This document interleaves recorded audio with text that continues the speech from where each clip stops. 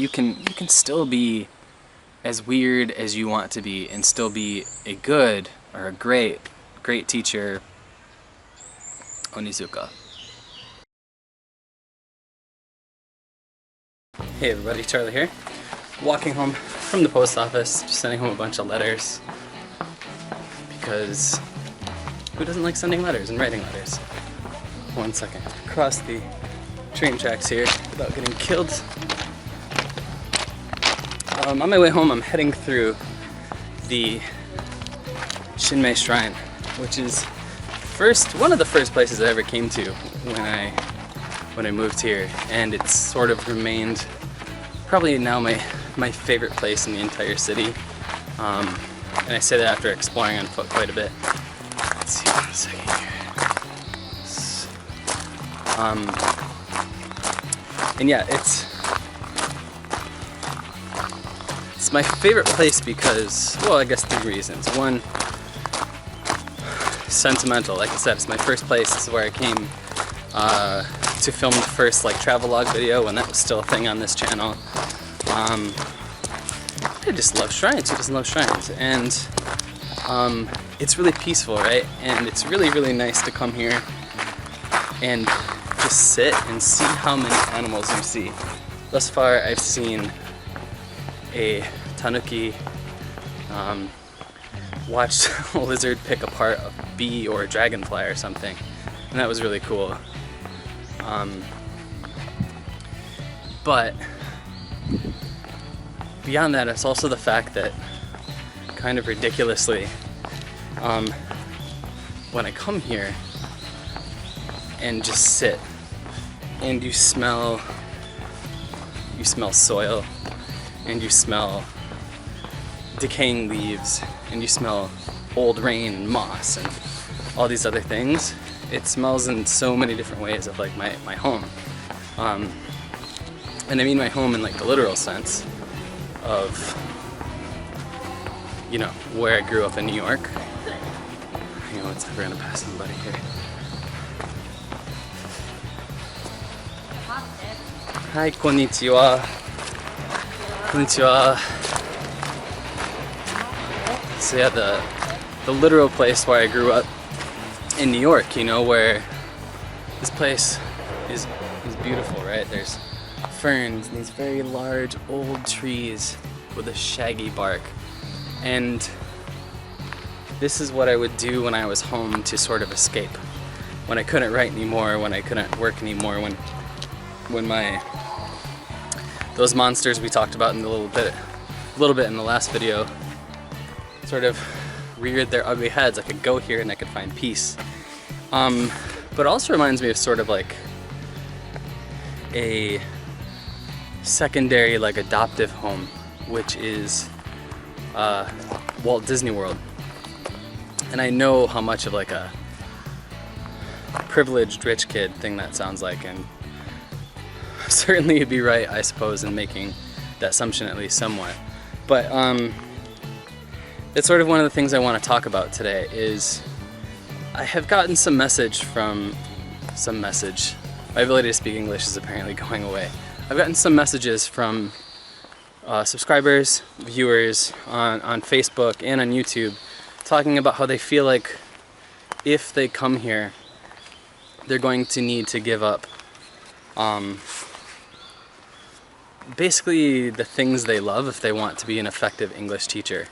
And mostly this is in reference to things, if you love anime, if you love even J-pop, pretty much if you're an otaku at all, the fear that to be an effective English teacher, you need to give those things up and just focus on teaching English. Or that you can't be an effective English teacher if those things are your passions, you know?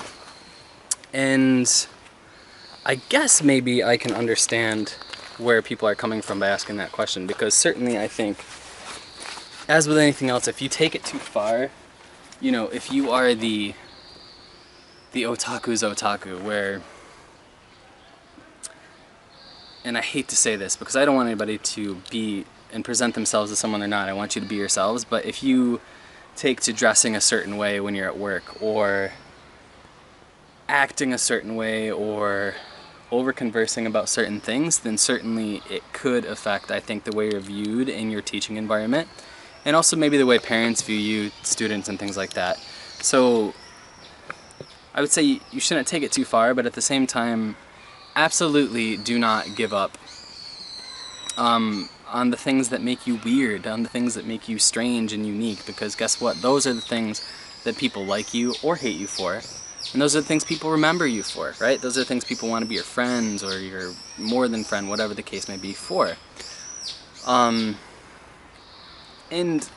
a case in point is I am 28 years old. I have all of my life been sort of instilled at times forcibly, or so I felt at the time, with Disney. And so now, when I'm feeling bad, I oftentimes will put on old Disney cartoons, or I'll sketch as best I can old Disney things, or I'll play on this Minecraft Disney World server with my younger brother, who just now graduated high school, by the way. Makes me feel old. But and I've pointed it out before, like, I like some really, I guess, geeky, nerdy things, right? That maybe you could call me an otaku, and whatever, that's fine. But to somehow see that as a detriment to your ability to teach here, I think is crazy. It could, in a very real way, be such a boon for you. You know, by being connected to Disney, by being connected to Ghibli or the hottest new anime, you, a lot of times, are so much more connected with your kids, so you can make games that are based on those shows, or feature the characters from those shows, right? Like, I can't tell you how many times a regular, like, 100 yen shop bowling set decorated with the characters from Anpanman has pulled my class back together, because they were just going nuts and losing focus, right? And then you have that thing they love, maybe you like it, maybe you don't, that will pull it back together.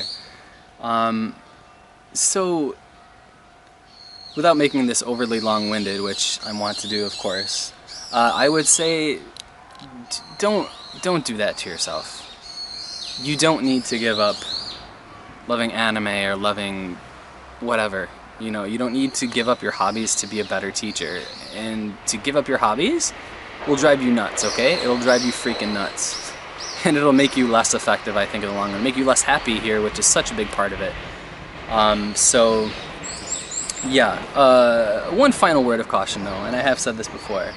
There is a difference between coming here because you want to teach and you're also fascinated by the pop cultural aspects of Japanese culture. It's a completely different thing to come here because you're obsessed with anime or ramen or stuff like that, right? Which I think I'm sort of copying myself a little bit here, but basically my point is there's a difference from coming over here because you love anime, something you can come over here and sort of fulfill that need for in like a 3-week vacation, and coming over here and having a school and students rely on you to be a good teacher who's actually interested in teaching. So I think as long as you make that distinction and you're honest with yourself, you can still be as weird as you want to be and still be a good or a great teacher, Onizuka.